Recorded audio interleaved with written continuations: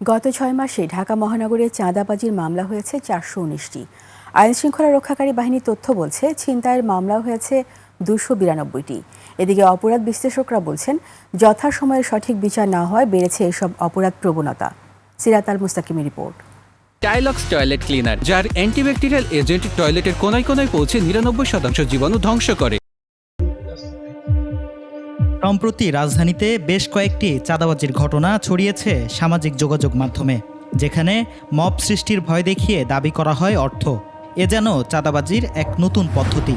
এছাড়া এই চাঁদার আছে বিভিন্ন নাম: ইয়ানত, হাদিয়া, ডোনেশন, ক্রাউড ফান্ডিং নামে রাজনৈতিক পরিচয়ে চলছে অনৈতিক এই অর্থ আদায়ের মহোৎসব।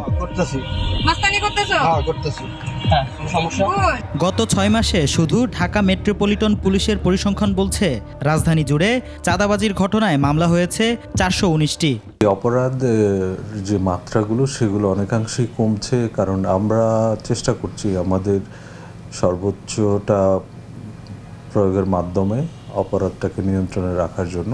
বর্তমান যে পরিস্থিতি বিরাজ করছে তাতে ঢাকা মহানগরীর সার্বিক আইনশৃঙ্খলা পরিস্থিতি স্থিতিশীলই বলা যায়। পুলিশের দেয়া তথ্য মতে নগরবাসীর জন্য আর এক আতঙ্ক ছিনতাই।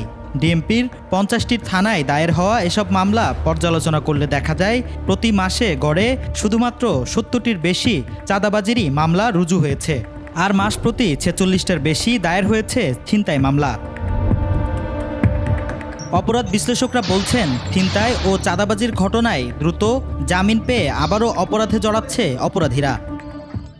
দ্রুততার সাথে দৃষ্টান্তমূলক ব্যবস্থা গ্রহণ করা, আইনের মুখোমুখি করা এই ধরনের অপরাধীদের, এবং এই ধরনের অপরাধীদের এই পরিস্থিতি স্বাভাবিক না হওয়া পর্যন্ত জামিনের প্রসঙ্গটি বিবেচনায় না আনা, এটি আদালতের সাথে বা বিচার অঙ্গনের সাথে আইন শৃঙ্খলা বাহিনীর মাঠের পরিস্থিতি পর্যালোচনাপূর্বক এইরকম একটি সিদ্ধান্তে আসতে পারলে এই অপরাধগুলোকে নিয়ন্ত্রণ করা যাবে।